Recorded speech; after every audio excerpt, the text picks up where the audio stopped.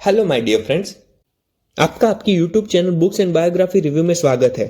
आज इस वीडियो में हम बर्ना आर्नव के बारे में जानने वाले हैं, जो कि दुनिया की सबसे बड़ी फैशन ब्रांड LVMH के ओनर है।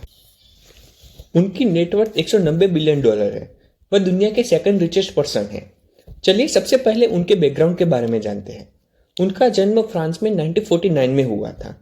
उन्होंने उनकी इंजीनियरिंग की पढ़ाई पेरिस से खत्म की थी। उनके पिता कंस्ट्रक्शन कंपनी चलाते थे, जिसके बदौलत जब उन्होंने इंजीनियरिंग की पढ़ाई खत्म की तब उन्होंने अपने पिता की कंस्ट्रक्शन कंपनी को ज्वाइन कर लिया था। उनको एक्सपेरिमेंट करना पहले से ही पसंद था। आप इस बात का अंदाजा इससे भी लगा सकते हो कि जब उन्होंने अपने पिता की पोजीशन कंस्ट्रक्शन कंपनी में ली तब उन्होंने कंपनी का फोकस कंस्ट्रक्शन से हटाकर रियल एस्टेट पर लगा दिया था। आप लोग अगर ये सोच रहे हो कि उनको मुसीबतों का सामना नहीं करना पड़ा होगा क्योंकि उन्होंने अपने पिता की पोजीशन अच्छी खासी कंस्ट्रक्शन कंपनी में ले ली थी, तो आप गलत हो।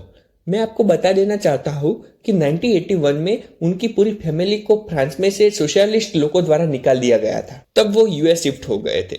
उन्होंने वहां पे रियल एस्टेट का काम शुरू रखा था। बाद में जब 1983 में वो फ्रांस वापस आए तब उनके पास $50 मिलियन थे। उन्होंने और $90 मिलियन बैंक से लोन लेकर एक बैंकरप्ट हो चुकी टेक्सटाइल कंपनी को खरीद लिया था। वह टेक्सटाइल कंपनी क्रिस्टिया आंडियोर ओन करती है, जो कि बहुत बड़ी फैशन कंपनी है। मुझे ये समझ नहीं आता कि सारे इंजीनियर लोग इंजीनियरिंग करने के बाद दूसरी फील्ड में क्यों चले जाते हैं। चलो कोई बात नहीं, अगर आप लोगों को पता है तो कमेंट करके जरूर बताना। चलिए हम वीडियो में आगे चलते हैं।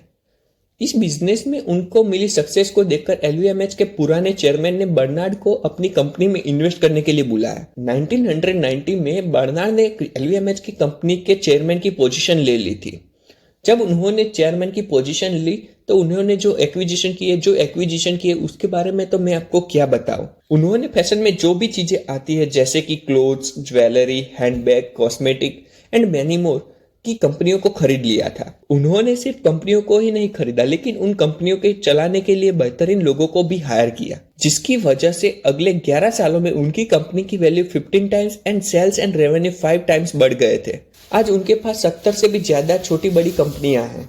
2000 के .com बबल में उन्होंने टेक्नोलॉजी कंपनी में भी इन्वेस्ट किया था। उन्होंने नेटफ्लिक्स एंड ब्लू कैपिटल में इन्वेस्ट किया था, जिसने उनको बहुत बढ़िया रिटर्न कमा के दिया था। अगर आप ये सोच रहे हो बर्नार्ड लकी है क्योंकि जब भी वो किसी चीज में इन्वेस्ट करते हैं तो उनको अच्छा रिटर्न मिलता है, तो मैं आपको बता देना चाहता हूँ कि आप गलत है। उनकी कई सारी इन्वेस्टमेंट बैंक करप्ट भी हो चुकी है, जैसे कि ई-टेलर एंड यूरोप @वेट। उनको गुसी में भी बहुत ज्यादा इंटरेस्ट था, वह उसमें भी इन्वेस्ट करना चाहते थे, लेकिन कुछ वजह से वह उनमें इन्वेस्ट नहीं कर पाए।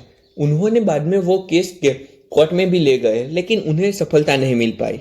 बर्ना आर्नव की फैमिली को स्की करना बहुत पसंद है। अब वो तो ठहरे बहुत बड़े आदमी, उन्होंने सोचा कि मैं अपनी फैमिली को दूसरी कंपनी के रिसोर्ट में स्की करने क्यों ले जाऊं। उन्होंने अपना ही रिसोर्ट शुरू कर दिया। उनके इस डिसीजन की वजह से आज LVMH दुनिया की सबसे बेहतरीन जगह जैसे कि मालदीव्स, पेरिस, वेस्ट इंडीज में अपने रिसोर्ट ओन करती है। जनरली काफी सारे लोगों का ड्रीम होता है कि उनके पास एक याच हो जिसमें वो लड़की के साथ वाइन पीते पीते पूरी दुनिया घूम सके, लेकिन बर्नार्ड का तो कुछ और ही ख्याल है। वह एक बेहतरीन याच कंपनी एंड बेहतरीन वाइन कंपनी को ओन करते हैं। अगर मैं आपको उनकी सारी एक्विजिशन के बारे में बताऊंगा तो वीडियो बहुत लंबी हो जाएगी, इसलिए मैं इसे शॉर्ट में ही बता देता हूँ। उनके पास कुछ hotels, restaurant chain, private property in हवाई एंड सिर्फ कुछ ही आइलैंड है। उनके एक आइलैंड के नेबर है जॉनी डेप, जिसे हम सब जैक स्पैरो के नाम से भी जानते हैं। वह बहुत बड़े फिलेंथ्रोपिस्ट भी हैं। चलिए दोस्तों, आगे हम वीडियो में कुछ ऐसी बातें जो हम उनसे सीख सकते हैं, जिसे अगर हमने अपनी जिंदगी में अपना लिया तो हम भी बहुत बड़ा मुनाफा कमा सकते हैं। सबसे पहली बात यह है, वह मानते हैं कि हमारी जिंदगी में मेंटर होना बहुत जरूरी है। वह मेंटर कोई भी हो सकता है, जैसे कि माँ बाप, टीचर, दोस्त और कोई बिजनेसमैन। मेंटर वह होना चाहिए जिसे आपको जो बनना है उसके बारे में नॉलेज हो।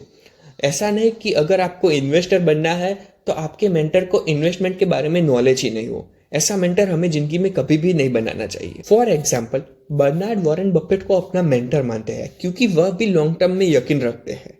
उनकी यह बात को बर्नार्ड ने अपनी जिंदगी में पूरी तरह से अपना लिया है। वह भी वॉरेन बफेट की तरह अच्छी कंपनियों को फाइंड करते हैं, बाद में उसे LVMH में शामिल करते हैं एंड फिर तो क्या, वह पूरे पैशन के साथ उस कंपनी को ग्रो करते हैं। लेसन नंबर 2, वह क्रिएटिविटी एंड इनोवेशन में यकीन रखते हैं। इसीलिए वह दुनिया के बेहतरीन डिजाइनरों को अपनी कंपनी LVMH में हायर करते हैं, क्योंकि वह मानते हैं कि अगर कोई बिजनेस ने क्रिएटिविटी एंड इनोवेशन पे ध्यान नहीं दिया तो वह बिजनेस बर्बाद हो सकता है। यह बात उन्होंने एप्पल के एक्स CEO स्टीव जॉब्स से सीखी है। लेसन नंबर 3, वह कहते हैं कि हमें पैसे पे बहुत फोकस ना करके काम पे बहुत फोकस लगाना चाहिए। अगर हमने काम पे फोकस किया तो पैसे हमारे पास अपने आप आएंगे। वह कभी भी ऐसा नहीं सोचते कि अगर मैंने यह किया तो कंपनी की सेल्स पे 6 महीने बाद क्या असर होगा। वह हमेशा 10 साल के बाद आने वाले समय पे फोकस करते हैं। उस बात का अंदाजा आप इससे भी लगा सकते हो कि उन्होंने LVMH में काम करना 1986 में शुरू किया था, लेकिन वह दुनिया की रिचेस्ट पर्सन की यादी में पिछले कुछ सालों से ही आ रहे हैं। लेसन नंबर 4, वह कहते हैं कि हमें हमेशा अपनी मिस्टेक से सीखना चाहिए। अगर आपसे कोई गलती हो जाए तो आपको उससे डरना नहीं चाहिए, बल्कि उससे कुछ सीखना चाहिए। अगर मैं उनकी बात करूं तो उन्होंने तकरीबन 25 इयर्स के पहले एक कॉस्मेटिक कंपनी को एक्वायर किया था, लेकिन वह उसे लेकर बहुत इम्पेशेंस थे। तब जब उन्होंने देखा कि यह कंपनी उनको रिटर्न नहीं दे रही तो उन्होंने उसे तुरंत ही बेच डाला। लेकिन आज वह बहुत बड़ी कंपनी हो चुकी है। उन्होंने इसी गलती के कारण लॉन्ग टर्म के बारे में सोचना शुरू कर दिया था।